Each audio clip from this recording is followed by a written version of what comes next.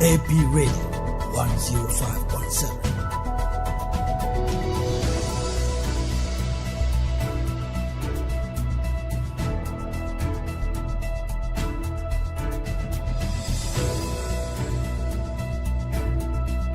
You're listening to AP Radio.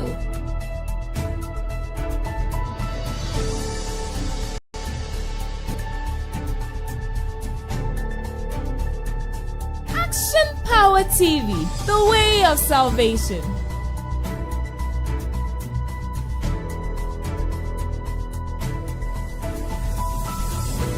AP Radio 105.7.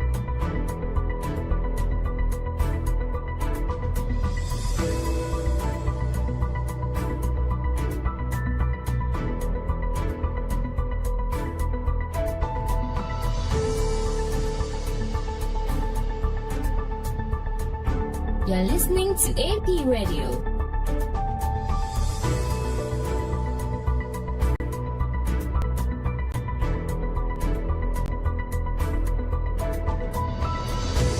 Action Power TV, the way of salvation.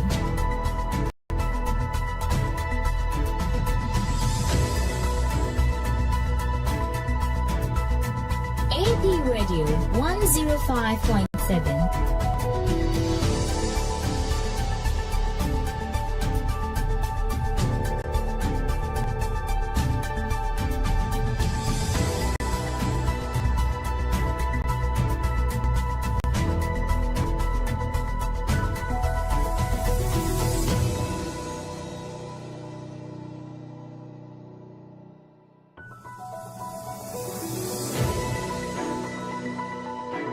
AP Radio 105.7.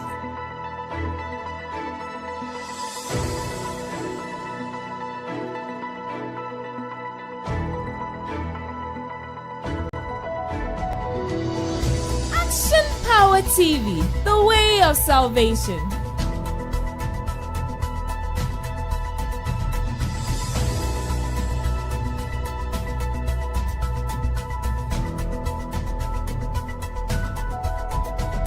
AP Radio 105.7.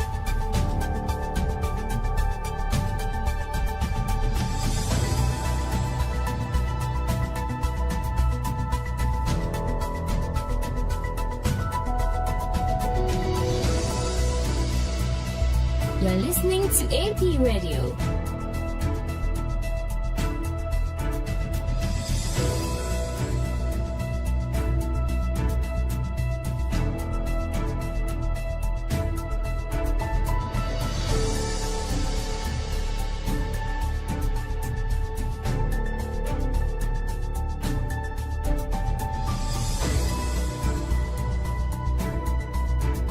AP Radio 105.7.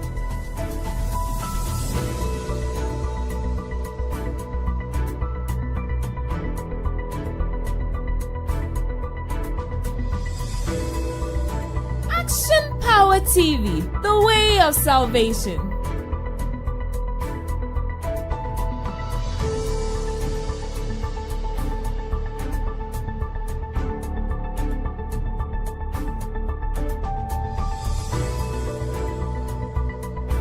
You're listening to AP Radio.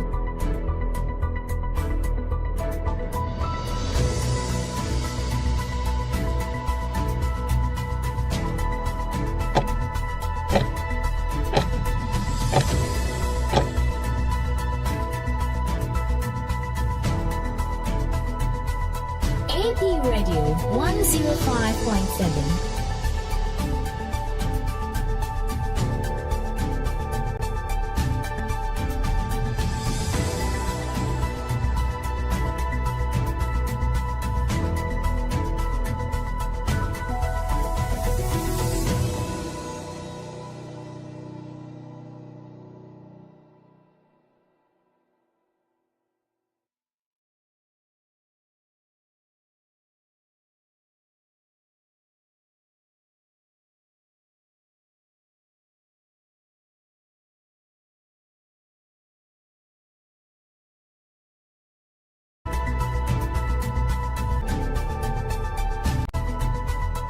AP Radio 10.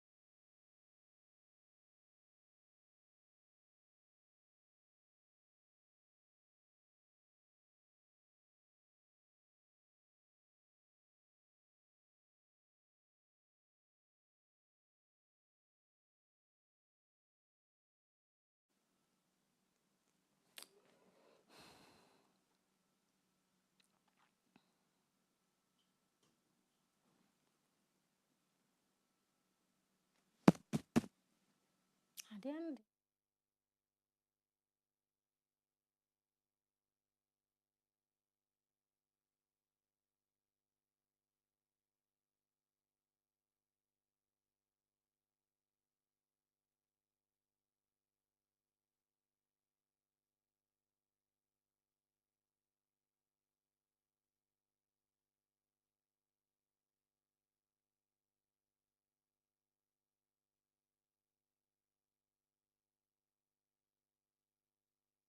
This program is sponsored by Kino Computers and Ella Rain Vesture.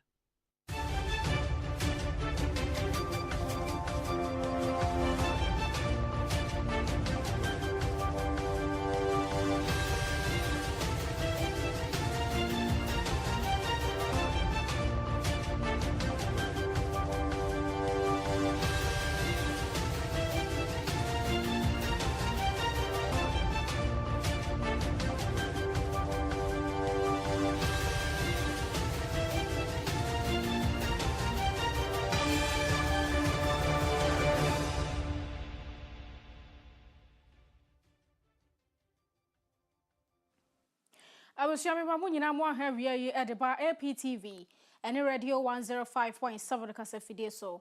And some would draw your boy Ross to me to bring a ball and I'm a day ever sumo and ne a year maybe some no ne de tosso nine ewa fimpinu and it don't see you woman yan some no the aiding work with be any.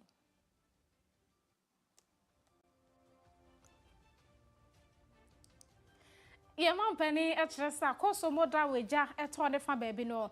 Say engineers and West yes, ye be my Yankania, ever surgeon and Nasubium. Sanso and Ora Julius Debra or no NA chief of staff was say what will be presidential delivery unit. Sa unity and Ebeshasa buying Eboshebia Washano. Oko a mensi person Sonia swap for no, I will be a Juma. Said yes, I saw ye.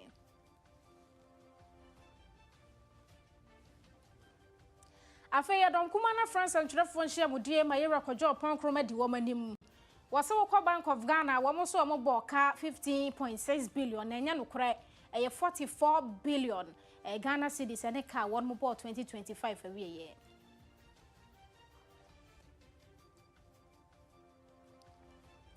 Sanso and a once and from Mensa Chrome, one more Congo and Potamo watch us ensure dear, and what day pa at the ma one more sure nibble sa by no, ebe to me be a phone.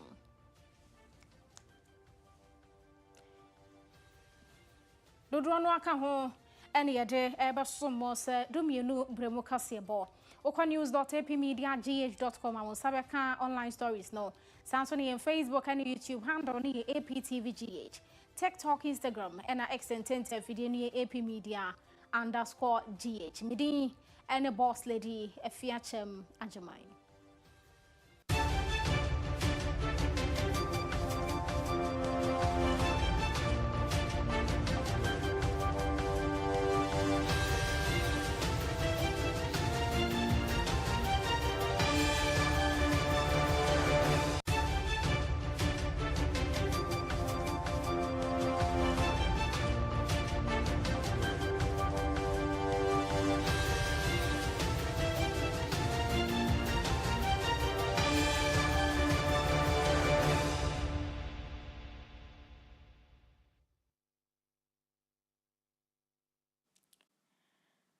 Ye shan sam no se e de free na sentem ne ye nkania entomi enyina ne naso and I some sound do no na kwantentem fie no so mpa ACCA na watwe ye atwa mo ne mo ne beto dwasa koso mo engine room baako eja atoho ma mfidie wo ho nyina ahyedwere be ye mampani his excellency John Dramani Mahama de samwodo eto Ghana fo nyina dim efa san kane asemi ho no se wagitumpa se nkane ho asem ne de awerho na sen yedudu mu kane no yentimemufo yentumi kura ne senti ejanu eto akosomo no wo mo agina so e ma na wotwe mu empombaye won watumi ayensiese ma engineers agina won mo na so ahyehye mfidie ni bibia me no kasai enema atumi atoto yi wose mfidie no de be nsia ne akire won mo ye ni yi me no kasai enkane ho nsam no enche bibia ebetumi agina na so ma yentimemufo so ye ho atoyen.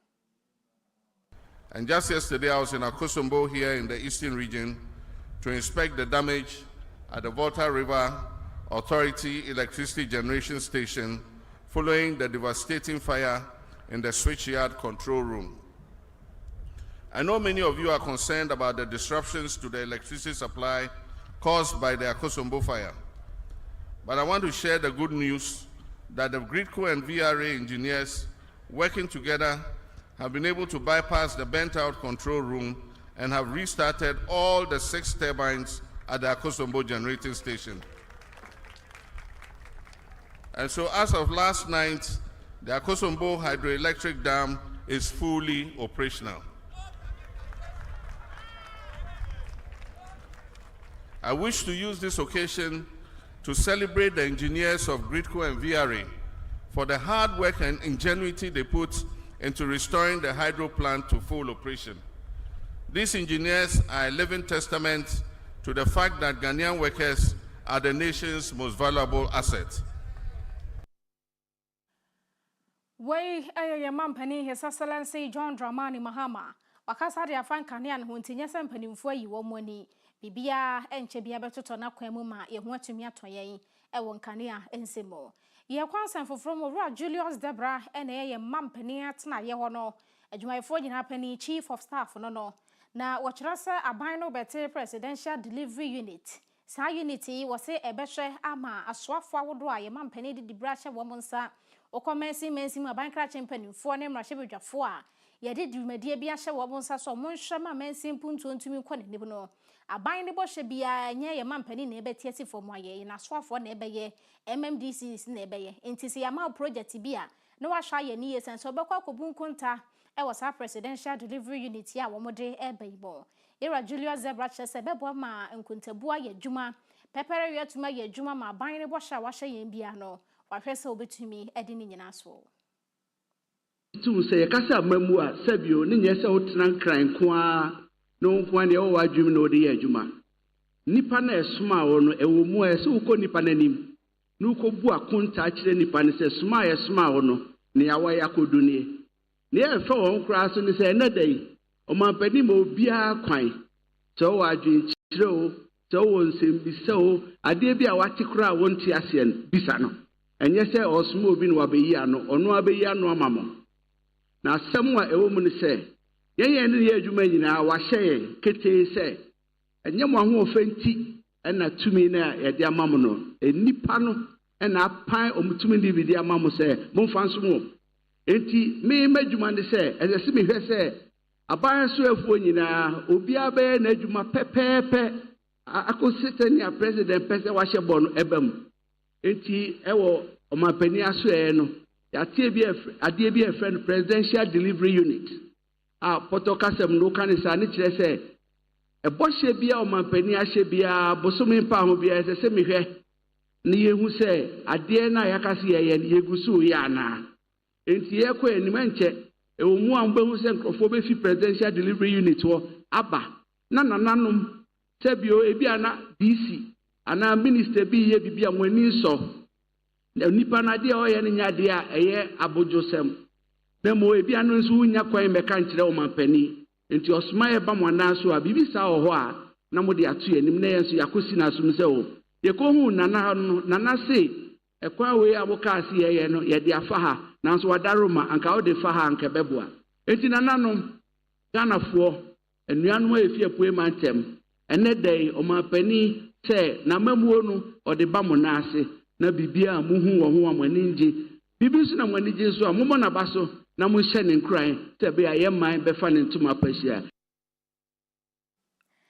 We Yera Julius Debra Wano and Chief of Staff into the Omode Ba and no presidential delivery unit. One move to me Eddie Ashasa bind the washer, wash Biana, so washer in Biano. One more the Asha woman say ye, say baby to me a woman, washer washing or to me Eddie's war. I don't come on friends and trap function ama minority no one more ama Irako job on Cromba Francia, you be about some person or some Rashabini. And Eddie Womonim na Wama some more can say Bank of Ghana. One which 2025 a year NHS a fino kwa we ya omuhwesi ka sansan ni Mexico ye. Omochira Bank of Ghana etumi boka 15.6 billion cedis. And when ka one boy 2025 a year nenso edom kuma ne friends and trafon shem de ne Europe kroma so oboa. E ka no e ba ye na ye 44 billion cedis enye sika kuma enti o ma be ka 15 ya kire yen asa mu pese o mu briganda fo de so no kware bi wo ho a wo mo hwe no mo nka emfa kire no mu nya so mu tu futuro eri egoti memfo eni no se ye hu se kase no mo ba e kire bi won be hwa yo mu tutu ye na mo be ka se 15 age na 44 de a edom kuma ne busasa no mo pese o mo ka dai e de kire yen tememfo no. Government and its spin doctors, led by the NDC party officials who did that press conference, are trying to convince the people of Ghana that the loss is 15.6 billion Ghana cedis. And colleagues, we don't blame you. We've seen many of you reporting that the loss is 15.6 billion cedis. We regret to tell the people of Ghana that this is not true. The true operating loss of the Bank of Ghana for the year 2025 is 34.9 billion Ghana cedis. And in fact, if you add back the sale of the gold or the proceeds from the sale of the gold, the 9.6 that I've just shown you, the true comprehensive loss position of the Central Bank of Ghana is 44 billion Ghana cedis. I'll show you with the numbers. As I've mentioned, that gold sale was to reduce it from 44 to 35 and also to remove the policy insolvency that they found themselves into. So I'll take you into the numbers on the next slide. As I mentioned earlier, the Bank of Ghana has employed a combination of artificial revenue recognition on one hand and clever accounting on another hand to try and cover up this loss. We Rokojo upon and Chroma. Okom Rashabu Jafiam Pa, Abejoquia Pa, Monomusha economy and some hono, or no any ranking member. Now, or much 15 billion noa. Bank of Ghana so mo boss aka no nya no kre na mum ejina 44 billion cedis. Ni nyina mo ne dom dodro no so fam Rashabedwani de masa na regu abato mpeso no so no nyamfo ata isa e kire se de dom kuma na friends and twefo nhemudie e ka ni nyina nya no kre Bank of Ghana wono mo na mo yo madwuma and wo mo se afi ni nyina ko na wie no maboka 15.6 billion cedis. E dom kuma no mo de no mo nim na wono mo che se 44 wo se de Bank of Ghana aka no eno an ejina so. The stabilization of the cedi that we saw, which lost its value of 19% in 2024, for the first time in many years, gained its strength of 41% in 2025, and named the strongest currency of any emerging market in the world in 2025. The international reserve grew from 9.1 billion as at the end of 2024 to 13.8 billion as at the end of 2025. And now stood at 14.5 billion as at February 2026, the highest reserve Ghana has ever recorded in history. Policy rate has also seen a cut from 27% at the end of 2024 to 14% as at March 2026. The average lending rates have followed it down from 30.2% to 17.7%. That means cheaper loans for small business owners trying to expand, and farmer buying inputs, and trader who borrows to stock his shop, and the young couple buying for their first time. We ayo edom dodo no afam ononyamfo ata isa Rashabedwani de masa na regu abato empeso no so no mo so akire mu Bank of Ghana ne ka no awabɔ no mo kyese saa ena sɛm no etie ye kwa yanim e won sefofro mu ene anyarewa ya etiate se wo man yi mu obu o hwa was wabre obeda kora sore was wabre onyanya adwuma da mu no na nso na ne honam ye ne hojo saa asam yi ene nam so ma wo mo ye nhwehwemu wo Kyem University suapon ni mu wo mo so ma ye nhwehwemu ene ma ba behu se wo man Ghana ye niema bi ye wo ha no eno ene nam so na se niema bi ye koso de nam mframam na emwa yen asetena mu no enne ma ekofa sa nnem nya de bati paye nipa ne ho min sisi so onye adwuma bia so no wabre no sa nnem no a wo mo bibi obofra ne indoor environmental quality na kire se baby ti se ye fie mu ye office mu classroom mu kire se ase baby enya ponten so a ho ye pete mu na emom indoor so no awowo no enema ba ku mienu bibi ti se emframa ya se mu noise pollution na kire se ye beka se dede yo bebre wa bonten sa nyama nya na keka bomu mobu ha wase ne tipire ne sa nyama no eni ti researchers ya mo Kyem University na ehwe ni mu se ye be ye hyehye ye paye de tutu ye begu akwan mu se be ya sa dede yo ye sen framamu ene niama pi no ye betumi agyan na aboama nipa ho de atumi agina wo mo kire se ya nhwe sa de yi a e betumi akofa nya de wabi te se asthma de aba wo honam yo ya na beduru ba bi na fe wu mpom no afefa twi keke bi ade betwi bi amfa so na dro bi abanum bi anya djuma nti esese etumi hwe yatena yemu ye. Building occupants, and each of us here will be that.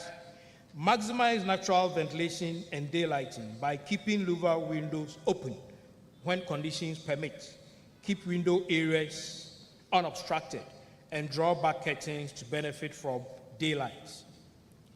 Also adopt plain colors to enhance lighting levels in spaces. Delay occupancy after use of paint and sealants until chemical odors have dissipated. Then report indoor environmental quality problems promptly to landlords or facility managers. We are Professor Samuel Amos Abanye wano eneda enhwehwemu ano e wo Kyem University suaponim. It was a social dan bi mukura bie windows no baby mpoma ema mframa ebi ntumi mpie na ebi ntumi nwura mo sebe ye betumi aboaye wotifie bi mo so na windows na ho atwa bi to baby sebe ya mframa ebetumi abamu ye kodi partner ye mo ensem.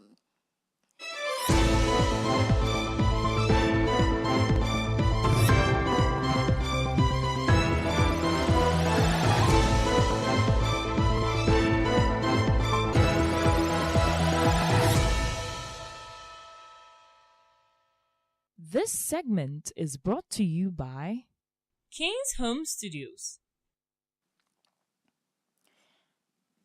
Ye konfenfin mantam no emu ewutu senya empotamo ho na ye fra ba bia muzu kope wono kira se basic school wo hodo sese contractors ya ba ho ya wo ma hyase ya be wie classroom bia wo ma hyase mfie pii nie ede ama wo mo se aban bi na hyase ya no wogya ho ebesi ne na omuhu contractor bia wo ho na so na wotwe wie ye twa mu yi ya ye betisi na wotwe foforo mu yi wo ma hu se contractor bia ba ho ade hye wo kro ni mu esrese en company fo betumi ahwema contractors ya ho ba ho die betumi awie classrooms no de ama wo mo na som wadisua mu ama mo franso nya baby pa agina daache sente sade asa ne emre bi atwa mu contractors ba ho mo firi ho no ekoba ne sa bie mu a ebe ha de hye wo mo ewo ho pa sanso enura Frederick Kwabena Adasu wono assembly member de ema empotamo ho na wono na kire se wo ne USAID fund bia ba wo mo mpotamo aka bo mo ma municipal no so ate ya wo mo hwe ni mu se nye enwo suanko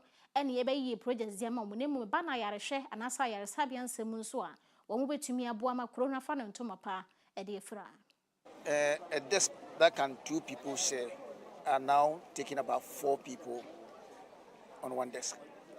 So it means that we need additional chairs and a desk and also the classrooms. We have 4 streams. We have A, B, C, D. And they are sharing the same building. So you can imagine how pressed they will be in the class. So if they are able to complete this particular project, it will ease a whole lot of burden on us.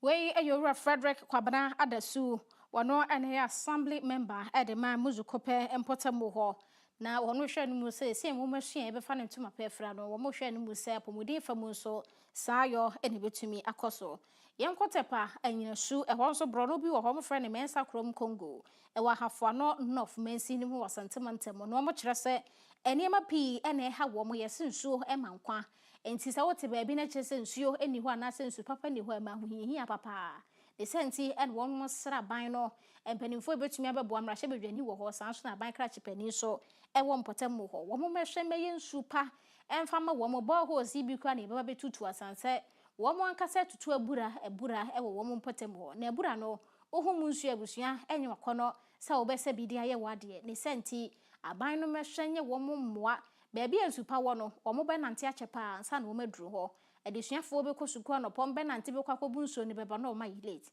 etini nya na ekeka bomu ema mo de adesedie yi eto aban nanim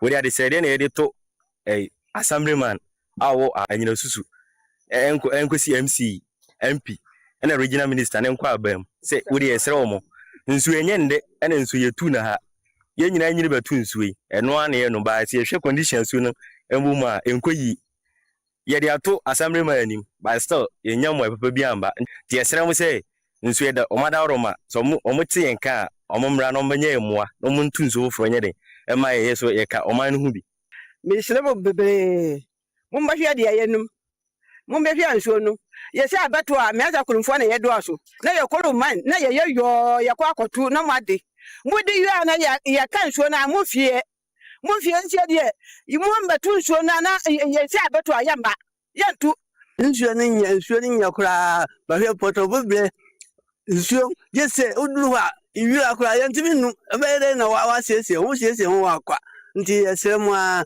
mo mbahwe ye nsuo no na mwa me aza kurumfo ye pama acho Congo mense krompote mu nyina yensuo ne enye ye ahare ye nim light enye ade ye benya bi ye nim saka akwa ye nya bi ye fa so benya ne yensuo wei ensuo ne ye mo ba na se mo behu ma bra ye bre wo nsuo ne ho anya me ne kurani ye asefem nti mo mbeboa NGO saban panyimfo asore nkuonkuo nyina mo nya yadom ne nya nsupa ne yanom ne ye nya nkwa na nsuo na ma nkwa nsuo ne ho a ye ni nkwa nsuo ne de nyame anim ne kurani enya kura utimi ba nso na mponche ni guzo ni mudi agro enya kura nso ni de abusiafo mo branda boaye twa agro asemachi utimi ba unya obi a ma ne nso na wate aso ansa anya ye kura na udu kofi aje so aso ne so nti bebi a yesi ye we de enya kura mo boaye na ya sram ya bulane enya ai kongo mo ya sram pi ana ya bre nso ni nya eso ne tan obakora ya de se eni plano ma mungindi nti ya srem de man prempe mesro o ya braba he su aye no no enye su papa ya de adan assemblyman isanyaba anyinasu abesinne yente ne nka mentimi hu so pese atorancha bi si ansa na eno dia na dokora o de amerika beba onim se obenya bibia frim entina o hwe ye nimu dia mesre MC ene MP Agyemang prempe o mu twa woni ememhwe nsu anumi enye kura emma na bre ise pa obeto se oba ese nsu di akonoa no asa so ne so ansa na ode aduare enye bia noma e agre wo sempo pa wa hwe mma ya nkura na hye o machi obu ndi hwe ye fa ho esempanyifo se ye nsu ayenom ensu no enye maye ye ne assemblyman yakasa assemblyman kura won fie ena sese enso no ye ni ayeko nso wa ha ne ye senso no kofie kwa ye sone so de man prempe mesro o ya braba he su aye no no enye su papa ya de adan assemblyman isanyaba anyinasu abesinne yente ne nka mentimi hu so pese atorancha bi si ansa na eno dia na dokora o de amerika beba onim se obenya bibia frim entina o hwe ye nimu dia mesre MC ene MP Agyemang prempe o mu twa woni ememhwe nsu anumi enye kura emma na bre ise pa obeto se oba ese nsu di akonoa no asa so ne so ansa na ode aduare enye bia noma e agre wo sempo pa wa hwe mma ya nkura na hye o machi obu ndi hwe ye fa ho esempanyifo se yen so ayenom ensuo no enya maye ye ne assemblyman yakasa assemblyman kura won fiye na sese enso no ye ne ayekọ nso wa ha ne ye senso no kofie kwa ye sone so na bre ise pa obeto se oba senso di akonoa no asa so ne so ansara odi aduare anya bia noma e awre wo sempo pa wa hwe mai a nkura na hye omachi obu ndi hwe ye fa ho esempanyifo se yen so ayenom ensuo no enya maye ye ne assemblyman yakasa assemblyman kura won fiye na sese enso no ye ne ayekọ nso wa ha ne ye senso no kofie kwa ye sone so ansana etimi dia ye aduana na ase etimi dia adwale enti ye hwe aye tinne yente nka mentimi hu so pese atorancha bi si ansana eno dia na dokora o de amerika beba onim so obenya bibia afrim enti na o hwe ye nimu dia mesre MC ene MP Agyemang prempe o mu twa wo mani ememhwe nsu anumi enye kura emma na bre ise pa obeto se oba senso di akonoa no asa so ne so ansara odi aduare anya bia noma e awre wo sempo pa wa hwe mai a nkura na hye we ayade hye wo mo mensa krom Congo potam ho we ayetepa anyinesu ahafo ano side ho ene won mo de sa de sedie eto aban nanim efa wo mo ensu ho yemra mase adubi so kese e wa Afia Kwabre South mensin menu so asantemantam hayi won mo de eye efi sadie ahonidie hu hi ade hye won mo ho pa na enso so ne me beboa ma o ma honidie atumi asipi no entumi ma ne sasanse won so mo krom ho no agyanan bia amansan ebetumi akoso no eye ba kope ne wo ho na enso so hwe ne tebia mu a wontumi enkoso eniti manfo bia won mu ne agyanan bia e wo mo fie no de on be ya ne se won be wura bush ana so be wura mu na wo makoyo mu yi bi wo ho kra ba sora anopa no na kire so bi wo ho wantumi anu bush no ye ne ho yi nti ba bia onya ye bia no ye guye e ba sa no e makro ni mo no e ho ntumi ente e ma de hia pomode ho nsam ntumi nyina ne senti wo mo de ade hyede ato aban no anim efa won mo agyanan bia ho eni wura ya boa no agu ba bia o mo hia se etumi betu ase afiri ho e ma kro ni mo ye hwam na ade hia so tumi nya bo mo ho no aban no hwe na wo mra wo mo nsra ba mu se ba ya hawe nyina eto betumi atwa Tomatini bola ndi no kwase ni problem kase pa wa wo yana ya e ha Agyemang no emwa ye kura on se kunu mo no ebi ntina ase toilet no obi amfa ho bigo ebi mu wo toilet bi wo mu fie ta closet na dia nti ama wo se no se omuto bola no go ara sa ha no ye ma ise bi ohhen no efa ka no be ni obigi ene mi hu ye kra o odu be 2 times ana omuso omwo tan no so ka ho na bola no tinye sa go osanka omu tu agu a omu ko mani na ko mutu gu a chichi no omu tu bi salai eno so emo akra enti bola ne toilet mum de in fact problem ka sepa and inya kan be fa so a sa de no metuma de efuru amaya betuma de aboa de na mo se fra ban ho na de se fra ban ho ne se e sa ban senka on ko se e bia kan se container on se o mo container kese a o mo de besu no ko obi aye dai atena ho na obi beto agu a na nko aye dai wajiska nti tambia no eye ma no na ese ka ho fra be de aba be puja ko oduba wa we madwuma ya mi ya ti bola no ne me ma no ko mu ha ma nyina no ko nya mi ni mi ese mi no mo ento kwankwo a ko mu afo de mi na bola we senti wa tan ne de because na de ti ani se ya no ko mu asi obi a ti fa bola de free no wa na mi asi o mu nje bola nti o mu nje obi a ti wa jiska nti o mu tu bola no ku bata bola we ya be tu 3 times is sala mu da tu bola ne de egu fem na tisia no bola no tisia ta be do so haya pa bola ni die haya o me ne collect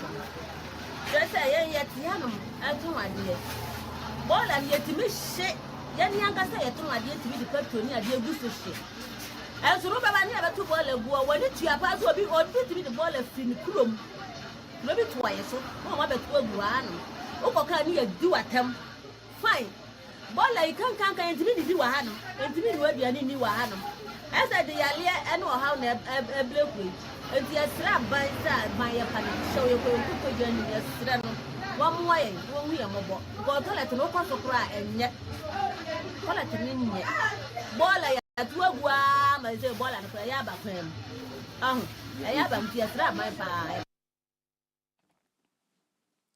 Asante mantamho maase edubin so kese hey wo mo na efasa ha we mu na ubehwe yin Facebook no so ene yen TikTok live no atimu ze bola no eno enegu onu ajanan bia no nchen nti ajanan bia no muntumi nkoho ena bola no so eku wo mo eni nti etumi betu ase afiri wo siesie amanse ajanan bia ba kono a wo mo kro ni mu no a ebetumi aba popa wa honidie ensemo yekoje aboafo enkrato ye ba yekodwade mu ensem.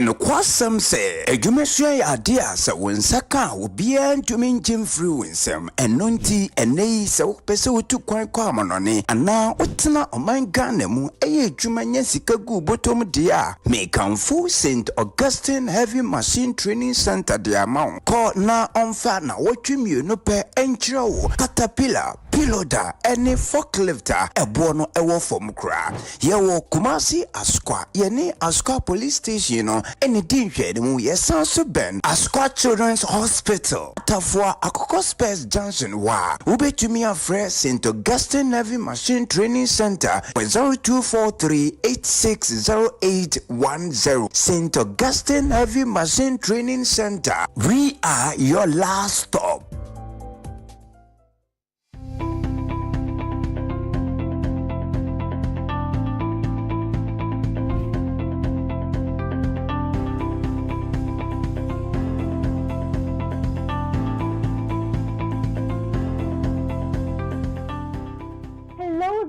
I welcome you to Kino Computers, your one-stop shop with the perfect tech solution. At Kino Computers, we give you the best deals on quality laptops, phones, and accessories. Whether you're looking for a high-performance laptop for work, a reliable phone for staying connected, or the latest accessories like M.2, SSD, wireless mounts, ergonomic keyboard, and USB adapters to boost your productivity, we've got you covered. We also provide expert repair services as well as nationwide delivery on all our products. Visit us at Adum on the ground floor of the Abanaba Plaza near the Relish Health Shop for unbeatable prices and exceptional service. For more information, call us on 0248 137672. 0248 137672. Kino Computers, beyond your expectations.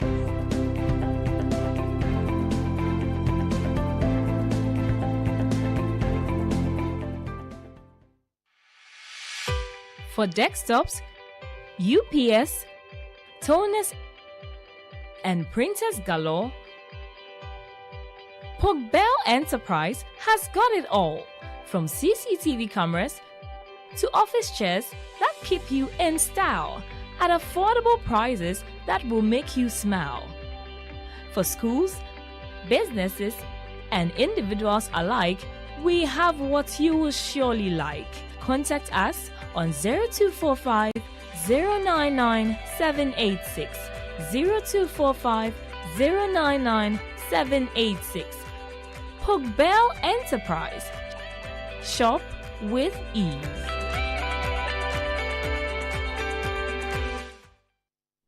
Introducing the Smiling Shark Outdoor Solar Camping Light.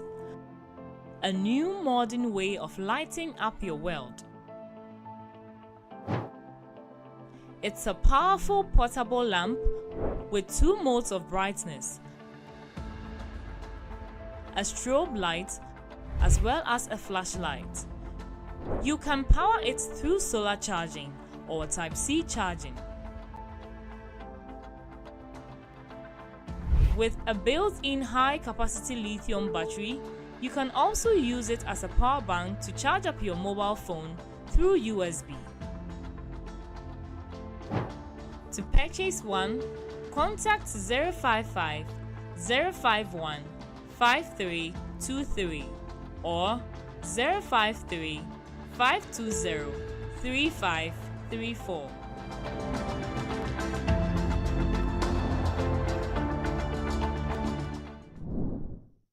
This is what mini wireless networks look like. But hey, this is what they actually look like. Introducing Kenny Rose Wireless. Switch to Kenny Rose Wireless and enjoy streaming without buffering, communication with no lagging, business without restrictions, and achievements with no limits. Get connected today. For enquiry, sales, and support, contact us on 020-8282-810. Visit our website on www.kennyrosewireless.com. Kenny Rose Wireless, internet made easy.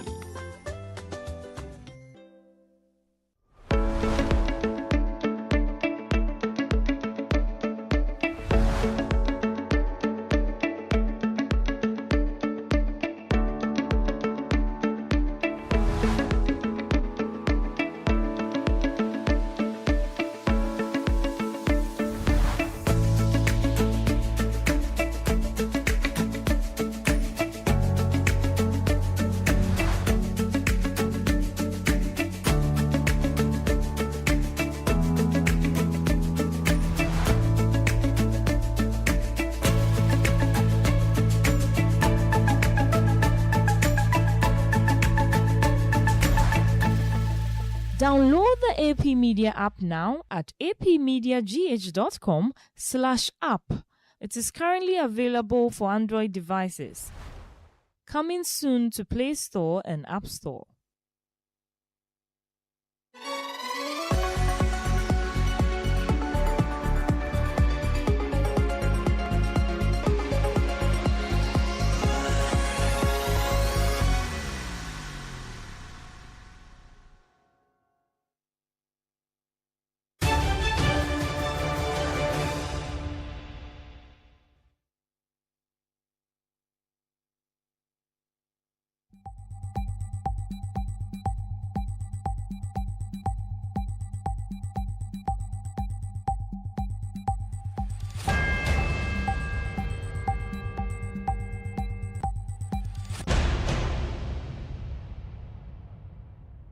This segment is brought to you by Tizo Aluworks.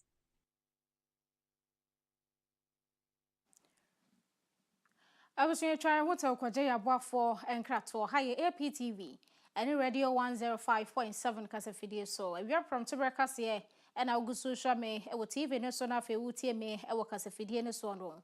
Yet also, I will dread ye and say more. Your man penny, I read your tray, your painful Janana or Poco Agyemang. One more Shagana phone you now bought, so one more by more. On my baby, Biesica Crabia be at your man Marty today, Sabe, Juma ye dear no, a bit to me a name. It is a business bill or now banner woody and nimo, and I saw banner way a coffee buyer. Sa and ma bank here would bay, a bit to me a boss or was sunny, I would dread to the more, and I said, you would show a Jumanim, Sabe, a bit to me a tumpon. A man penny a bedi a tressy and Twankos Afia woman 2026. Eba kwana wie ye no na chesa sa Women's Bank yi won matumi aye bibia wie ama be som ma enti se wo ye adwuma keto wo ye adwuma kese akwanya wo ho se wo ye oba wudi animu anaso akofa aba no nko ade wo betumi akọ na wakọ akọpa bosia de ahye wo sikamu anase wakọ akọpa bibi wo ho e de akoso wadwuma no asen na tumi atumpon wo kiremu 2026 budget no one more de 7 no ehyemu e kire se sika be 401 million cedis and no more allocate at the Amasa and Ma Banki, a quenya war no se we be a Juman Quadia. Now you're about which me a quajibi. Now, what you saw a Jumasia 2026 every year, a bit to me a bemo. Would establish a women's development bank, and I'm pleased to inform you that significant progress has been made. Many women in this community are the backbone of their households and the local economy, yet they often lack access to credit. The bank will provide accessible, affordable financial support to fishmongers, market women, traders, and small-scale entrepreneurs, for example. And it will be mainly for the women of this country who are often left on the sidelines of formal financial systems. This is a key part of our broader agenda on inclusive finance and will empower them to expand their businesses, increase incomes, and improve the quality of life for their families. When you are no mesiafun waha, and I mesiafun waha na, oh na meba ye ba campaign ya bahaya bakade, ye hu bibi shrede, sabe Ghana mesiafo ya nya kwadwefo. Na mom obanda ode yezigwa na azena yakọ bank na aya na yehu nsum nti ekosu yezekira yan papa na okada sadam za enyina yan dwundwun ho ye beyendan yes no no ye yan bank mahene bank otu he nusu otu he na ase no tum dandan nzama ma obaya enso nkakra yeria yezebua ye ho yezebua he namba yezebua efie no wakodo na mpeda meka kira hone de oye afi na kakra ya be yetu hwan na monopi yedu enyim na ye bompe do inche pi nche afi boko na wie no na dam bank no wa ba boboaze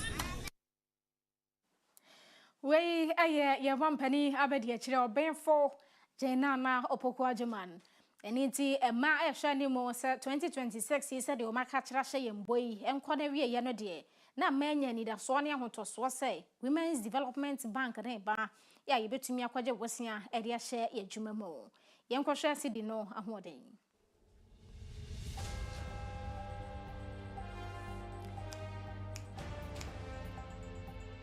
Osha dollar no awosesa eri aba cedis mo ajan 11 cedis 18 pesos sanso ana wodi cedis eje dollar ni bi no eno ajan 11 cedis 20 pesos afei euro osesa eri aba cedis mo a ejina 13 cedis 12 pesos opesa wodi cedis ekoto euro ni bia eno ejina 13 cedis 13 pesos yesha pound na no so osesa eri aba cedis mo a ejina 15 cedis 19 pesos sanso ena wodi cedis ekwaje pound ni bi no eno ejina 15 cedis 21 pesos a say ni yen cedi no etie ewa mahodro bi esika ene mobehu se ne obeti aye won toto ye dia fight wo mo aye Sunday wo musika mo so so a importation ho adwuma mo ye bie no mo betumi ahwe se ne ne exchange rate no etie na wo hu se ne obeti aye ye ko agodie mo ensem.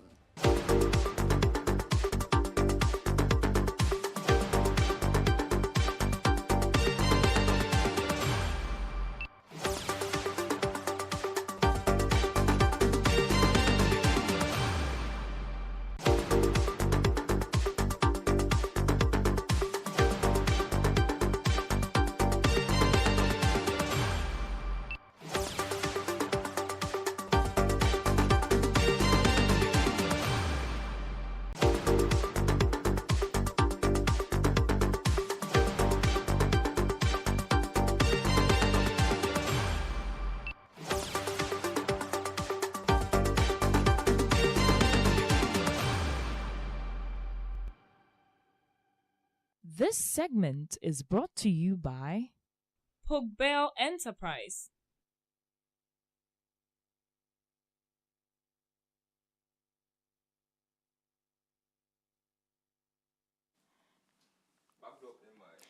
I was just saying, okay, your boy, a crowd, or day in Evra, a good yemo, and some minutes, and Yama Pia, or Ted Besser, or day, a brayen, a wakasi boy, so no me and son, nature say one never your fortuna say, Emma, one with your good yemo, and some cassia pano, Abba Sobianti, Samia, a crowd, our bedroom.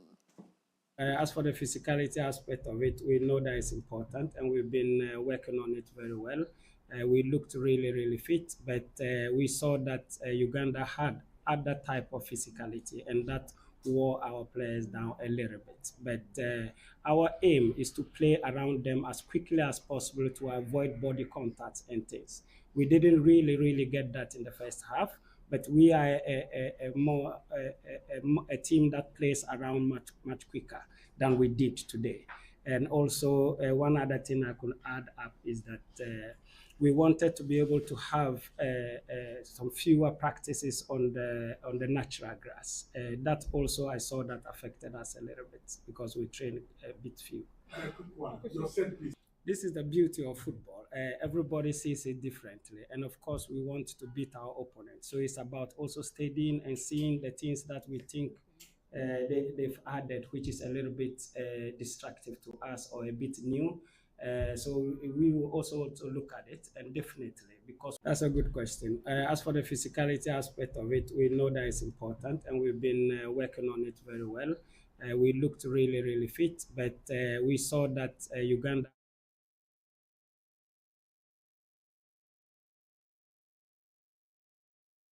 is to play around them as quickly as possible to avoid body contact and things.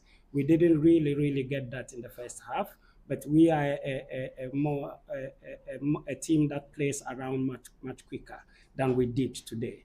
And also, one other thing I could add up is that we wanted to be able to have some fewer practices on the natural grass. That also, I saw that affected us a little bit because we trained a bit few. This is the beauty of football. Everybody sees it differently, and of course, we want to beat our opponents. So it's about also studying and seeing the things that we think they've added, which is a little bit destructive to us or a bit new. Yes, Papa Motini Kai Charles Simpson, one of the Black Princess head coach. Yes, Mufanche part of it. Now, me shall say free. Ghana, you're 4x100 relay team, you know. Manti and I, and they oko Botswana. That was southern part of Africa now. Manti and I, Joe Paul and I Gadayi, a branch of friend Benjamin Azamatimu, Ecobo Modern. Etimi secure qualification for 2027 World Athletics Air Championship. I be koso. Obi man so na. Numuna emerante no after say omutimi atoso eyemi no race no final race no. Omode nsem kakra aba betudwa. Abrante friend Rashid Abdul Rashid Samimu. Okode ntintan video so X formerly Twitter. And I ode nsem kakra kotudwa say Ministry of Air Sports and Recreation obeblemi just say all the so one be bomb is say preparation towards a event, you know, and or say arrive 16 hours prior to the final race never cosonity be dru honom no or say sebi nyem ponko na ebia obo ma ometu gidigidi da bi hia enough rest is say ko form no compete no enya enough rest be by 1 week 2 weeks prior to the event, you know, na ye de ekobase ya na say yamfa respect and farmer athlete no na o ka say ka Black Stars and ka ebia penifo anya ni sa na no pay na sports ministry so edi aba say e fa no travel arrangement any say athlete no omon koso say for event no na mostly no under the federation eti Ghana Athletics committee no omon na we say this asobo no ekobo mo rather than say ko blame Ministry of Air Sports and Air Recreation and also a banter kakra a free omaso de bantiano pay the content and feeding so man for air support air athlete, you know, especially a branch for the air Benjamin Azamati and Afia Rashid Abdul Samimu Samranti with Abo Muhammadi Panimum with a time of 88.9 seconds, you know, and your bad hope sans so be defeated Great Britain any omo makano a honomona send an eye shots and air voice, you know, Black Princess Association Football FIFA Air World Cup and a 20 you know. Final ahead no they against Uganda for now. First match on another first leg in the course of Accra Sports Stadium Endra na ekowie na Ghana yetumi ahye Uganda Cranes no man by 2-1. In fact, Uganda for the share first goal na abamaiwa no Ghana for na yirom ho ebeti share omo eka mienu ho na utie ene na ye boy Charles Simpson our head coach edema Princess na oka ensem kakra ede abo team no abaso.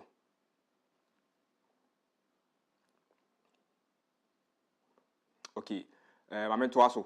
Na I'm call Uganda Cranes man no coach no maami friend Cheryl boat after say match ni ko na we no ono so dey sem kakra edit to Uganda for no anim.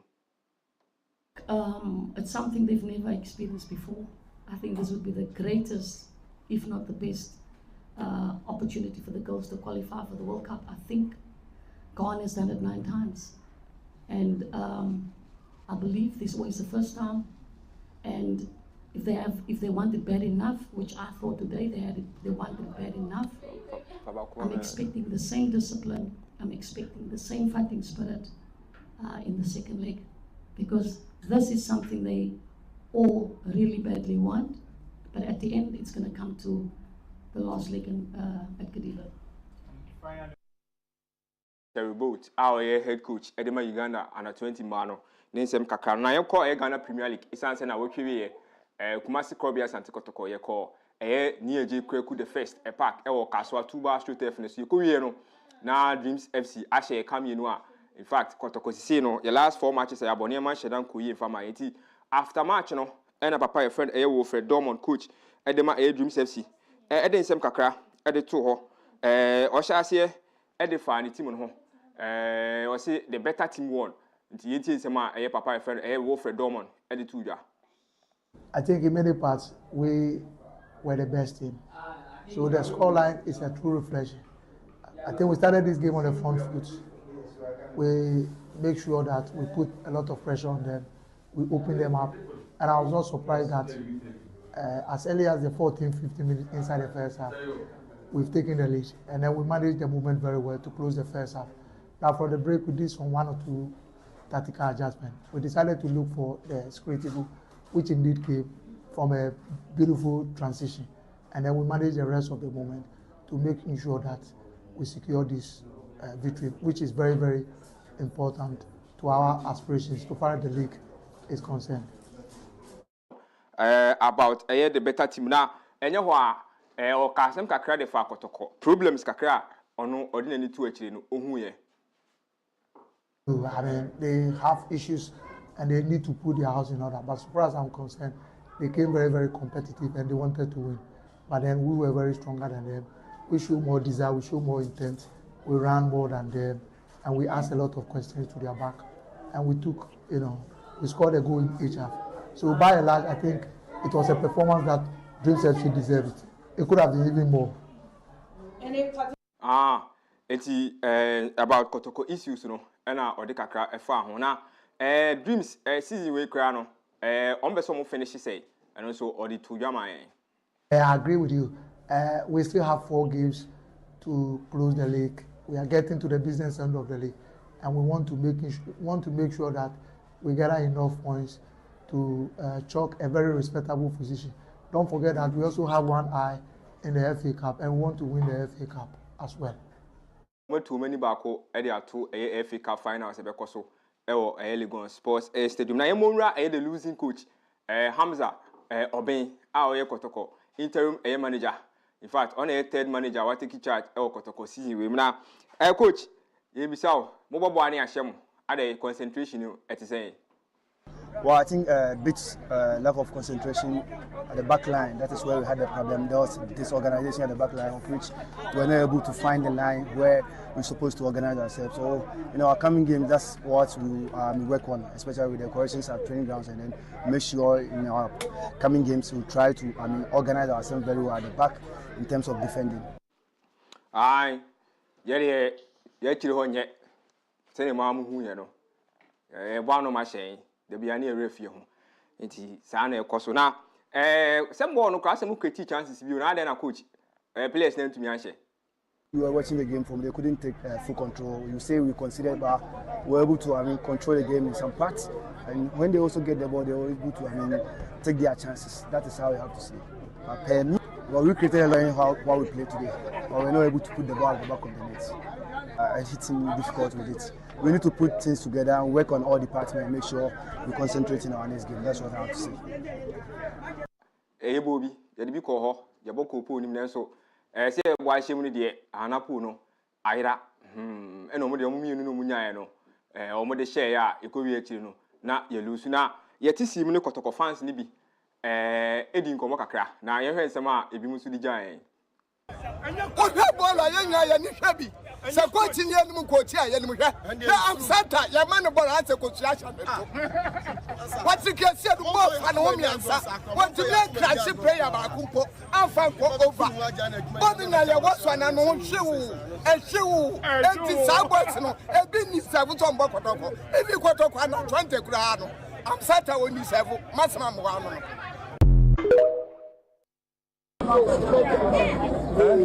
Hamza, then a coffee. Why are you fancy? Lions, and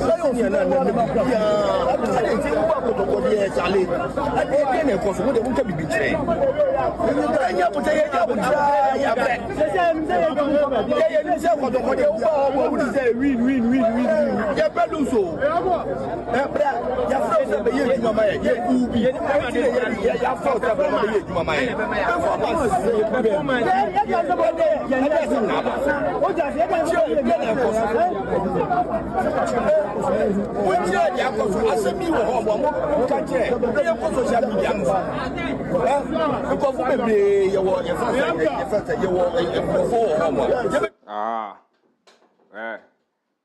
Player, we be near Peno to papa so I share 1-on-1 near Bissau. Then how? Ain't your born, you do the amount to me more. It is supporters new, a buffoon and a boom. So I say, since 4 matches, you do when I say, near young one. What's he shiawa? We Yansan and Frank County, but I know the bit me the account. You bit me the ano, every service on Sema. Oko Dadwin and one. We say the way no, Emwa. It is now fans no, a buffua or mode by a Musa Hamzata. I could find the free Accra Lions by Anna. You expected too much from him, no. Almost said the eye and I know. Intine, young common on it. As I said, I'm an only player de corner. Yes, so yes, spakia. Yes, it in him full and asa. It's in there. I'm an only some being ho. But we was learn a show. Oh, say, Omode, imagine. All right. Sammy Mamena Sena Minto Soha. I was your Sammy okay, a boy and a dear good demon some Abraya where we are from to breakfast your boys when you're dinner, ABC ha, Yamrene Johnny Power, news.apmedia.gh.com, Abenya online stories no. Samson I Facebook and YouTube handle no your APTVGH, TikTok, Instagram, and X and 10 Fidini AP Media _GH. Ye wa would a dinkra, ewo. Happy birthday to Felicia Kwatema Senior and Junior inside Minahini, Thomas Muller, and a second fair Fidicasi, so I wish Felicia Kwatema Senior and Junior a happy birthday. Was in Yankopon in Shamona, on Yamokasema Makwatinti and Woodin, a woman. A happy birthday to Elizabeth Mensah inside Betenco, Nana Kofi, Edna, Emma Yawishi, Elizabeth a happy birthday. Was in Yamine. Abaye yakuma swade nyina ema no na empaye bi abo no kokoamo no nyame ema ne mremo. Happy birthday to you Elizabeth Mensah awo betenko.